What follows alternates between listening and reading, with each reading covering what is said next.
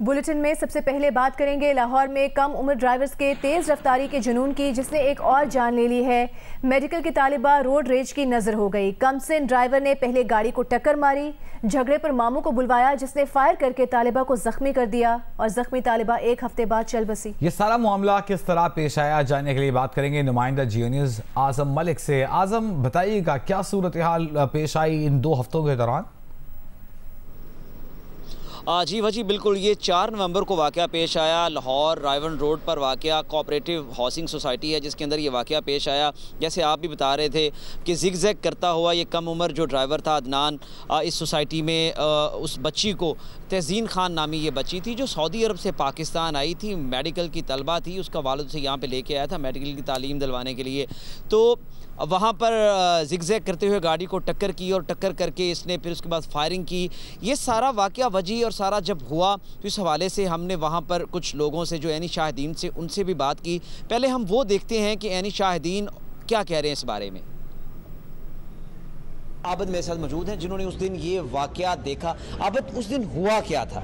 Sir, बाहर से दोनों गाड़ियाँ आई, अंदर गई हैं तो मुझे कॉल आई अंदर से। आबद ने मुझे कॉल की है गेट वाले नंबर पे। ये जो हमारे साथ गार्ड हैं उनके, उसने कॉल सुनी उनकी बात, तो कह रहे हैं कि हमारे घर गाड़ी जो है ना वो फायरिंग करके आ रही है, इसका गेट बंद किया जाए। गाड़ी कौन चला रहा था? जी, अब्दुल रहमान चला रहा था। और दूसरी गाड़ी कौन चला रहा था? तो उसमें फैमिली थी, उनका नाम मुझे नहीं आता सर। उसने मुझे गलत बयान दिया है कि गाड़ी हमारे घर फायरिंग करके आ रही, तो जब गाड़ी इधर आई, हालांकि फायरिंग उन्होंने की थी। जी, फायरिंग उन्होंने किया थी सर। तो आबद और शेर अली, इन दोनों भाइयों ने वो डॉक्टर को चपेड़े मारी, उनके साथ काफ़ी बदतमीज़ी की। तो वो कहता रहा है कि मुझे छोड़ दो, हमारी बच्ची को फायर लग गया है। तो जो आबद है वो कह रहा है कि मुझे दिखाओ, आप झूठ बोल रहे हैं, फायर तो लगा ही नहीं है। तो वो डॉक्टर ने जिधर से वो ब्लड बच्ची का निकल रहा था उधर से वो अपने हाथ से ब्लड लगा कर उसको दिखाया। तो उस वक्त जिसने वो ब्लड देखा तो वो फौरी उसने छोड़ दिया, हमने गेट खोल दिया तो वो दोनों गाड़ी बैठ चले गए। आसिफ हमारे साथ मौजूद हैं जिन्होंने वो मनाजर देखे जब ये फायरिंग हुई थी। आसिफ, आपने क्या देखा वहाँ पे? जी, मैं अपनी ड्यूटी पे बैठा हुआ था 4 नवंबर रात को 8 बजे। तो दोनों गाड़ियाँ आई हैं, वो जटों की भी और इनकी जिनको फायर लगे हैं।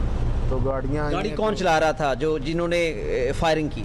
अब्दुर्रहमान चला रहा था। एक और यानी शायद यहाँ पे मौजूद हैं, उनसे भी बात करते हैं। आपने उस दिन क्या देखा? सर, इधर मेन गेट पे आबद के साथ में ड्यूटी थी, तो गाड़ी ओवर स्पीड के साथ दोनों अंदर गई हैं।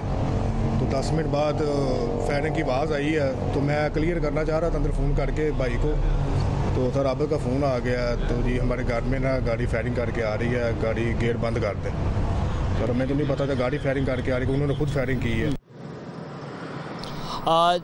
जी वजी और सारा, आपने देखा कि ये वो ऐनी शाहिदीन हैं जो हमें बता रहे थे ताज़ा तरीन सूरत हाल जिस दिन ये मौके पर मौजूद थे। इन्होंने वालिद से अगर आपकी बात हुई हो तो उनका क्या मौक़िफ़ है?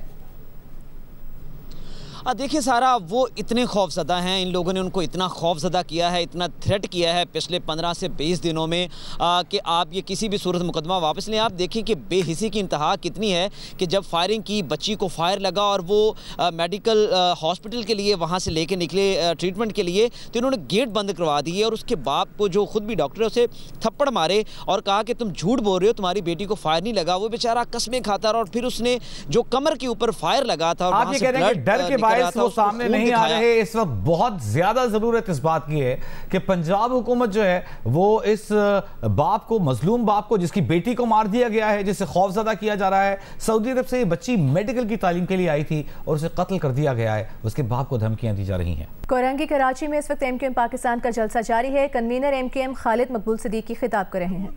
टाउन का जलसा होगा तो इंशाअल्लाह ताला किसी इलेक्शन की जरूरत नहीं होगी।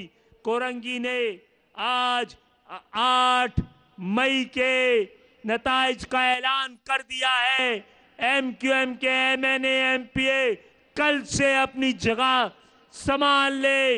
ये शहर, ये टाउन आपका है, आपका, और इंशाअल्लाह ताला हम अपने खून का हिसाब लेंगे। और मैं ये कह के आपसे ये उम्मीद से कि हमें तो इस पे यकीन और इस पर एतमाद है बस कि लहू का बहना कभी रायगा नहीं जाता। जो आंख आज बही है वो सैले नूर सिफत तीर ये शब के तमाम रंग उड़ा देगी।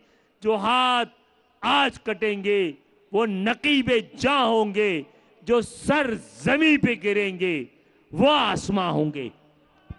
190 मिलियन पाउंड के केस में चेयरमैन पीटीआई से तफ्तीश के लिए नैब की चौथी टीम भी अडियाला जेल पहुंच गई है।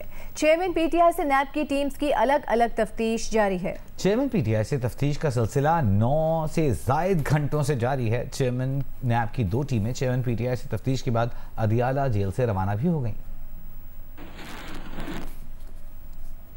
गजा में 4 रोज़ा आर्जी जंगबंदी के तीसरे रोज़ हमास ने मजीद 13 इसराइलियों समेत 18 यरगमालियों को रिहा कर दिया है। मिस्री मीडिया के मुताबिक रेड क्रॉस के हवाले किए गए यरगमालियों में 5 गैर मुल्की भी शामिल हैं। हमास ने रूसी शहरियत रखने वाले एक यरगमाली को भी रिहा किया। हमास का कहना है कि वो गजा जंग पर रूस के मौक़िफ़ को सराहते हैं। कराची में अदबी फेस्टिवल में जर्नलिस्ट जाहिद हुसैन की किताब face to face with Benazir की तकरीबी रुनुमाई। तकरीब से सेनेटर शेरी रहमान और अजहर अबानी ने भी खिताब किया।